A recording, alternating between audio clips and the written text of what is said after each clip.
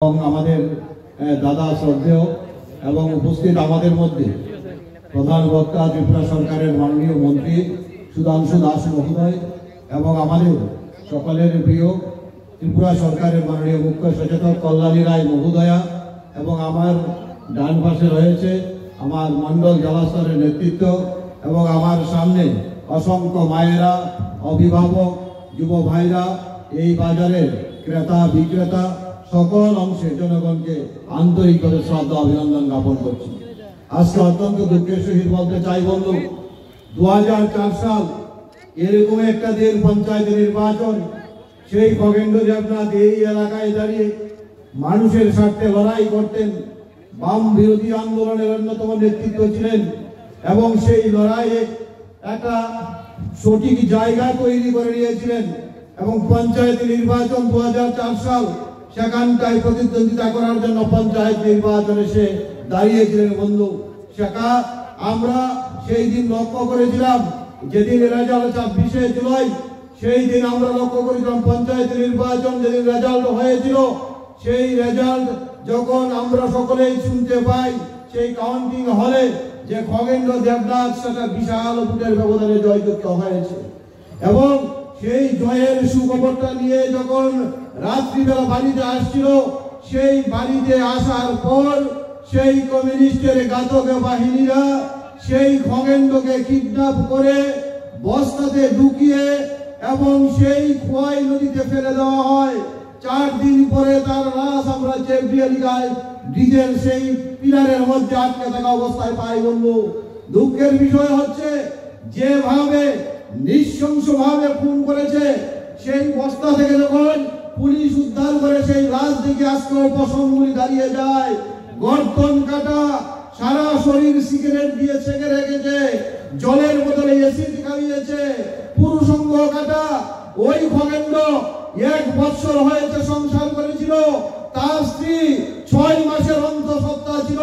সেই ঘাতক বাহিনী শুধু ক্ষমতার জন্য একবারও ভাবিনি সেই সন্তানটা জন্মের পর বাবাকে দেখতে পারবে না, শুধু চেয়ারের জন্য, শুধু প্রধানের জন্য, এমএলএর জন্য, মন্ত্রীর জন্য, যাতে বিরোধীরা সেখানে দাঁড়াতে না পারে, কর্মসূচি না করতে পারে, তার জন্য খগেন্দ্রকে সরিয়ে দেওয়া হলো। তাই কি নীতি আদর্শ? এটাই কি রাজনীতি? এটাই কি কমিউনিস্টের পার্টির নীতি?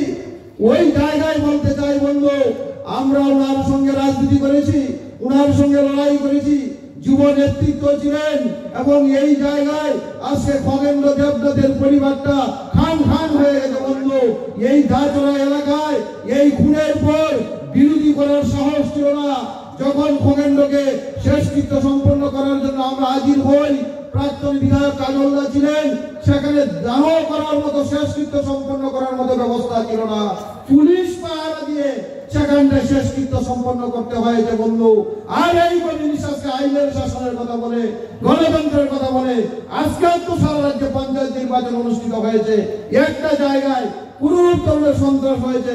একটা উদাহরণ দিতে পারবে বন্ধু, এমন একটা অবস্থার মধ্যে দাঁড়িয়ে, সুন্দর পরিবেশের মধ্যে দাঁড়িয়ে একটার পর একটা নির্বাচন অনুষ্ঠিত হচ্ছে, মানুষ ভারতীয় জনতা পার্টিকে সেখানে আশীর্বাদ করছে, অথচ মানুষকে বিভ্রান্ত করার জন্য সেই কমিউনিস্ট কংগ্রেস উঠে পড়ে লেগেছে। ওই জায়গায় তাদেরকে বলতে চাই, সেই দিন গণতন্ত্র কোথায় ছিল? কেন খগেন্দ্রকে সরিয়ে দেওয়া হলো? চিরতরে বিদায় কেন দেওয়া হলো? তার সন্তান 6 মাসের পত্নী 6 মাসের অন্তঃসত্ত্বা ছিল। কি অপরাধ ছিল সেই সন্তানের? জন্মের পর বাবাকে দেখতে পাইনি। ওই কমিউনিস্টদের লজ্জা থাকা উচিত ছিল বন্ধু গণতন্ত্র নিয়ে কথা বলে। এই জায়গায় আমি বলতে চাই, আমি প্রত্যেকদিন বলার চেষ্টা করি, আপনাদের সঙ্গে আলোচনা করি। আজকে আমাদের কল্যাণীদি এবং আমাদের মন্ত্রী সাহেব আলোচনা করবেন। আমার একটাই বক্তব্য থাকবে, এই কল্যাণপুর ব্লকের প্রত্যেকটি পঞ্চায়েত সমিতিতে মানুষ উচিত শিক্ষা দিয়েছে। কমিউনিস্ট কংগ্রেস একজন প্রার্থী পায়নি, ভারতীয় জনতা পার্টি বিনা প্রতিদ্বন্দ্বিতায় জয়ী হয়েছে। শুধু জেলা পরিষদ 6 নং আসন, 7 নং আসন, 8 নং আসন এবং 9 নং আসন।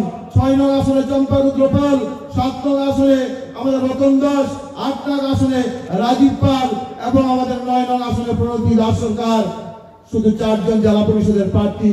সেখান থেকে প্রতিজ্ঞাবদ্ধ হয়ে আজকে আমাদের যেতে হবে যে এই খগেন্দ্রের স্বপ্ন, এই খগেন্দ্র যে দাঁড়া নিয়ে স্বপ্ন দেখতো, পশ্চিম বিলাদু নিয়ে স্বপ্ন দেখতো, তার স্বপ্ন পূরণ করতে হবে। আর যাতে কেউকে খগেন্দ্র দেবনাথ হতে না হয়, আর কোন যাতে মা সন্তান আরো না হতে হয়, আর কোন স্ত্রী যাতে স্বামী আরো না হতে হয়, তার জন্য ঐক্যবদ্ধ হয়ে কংগ্রেস সিপিএম কে ঐক্য করবো। এখানটা স্থান দেওয়া হবে না বন্ধু।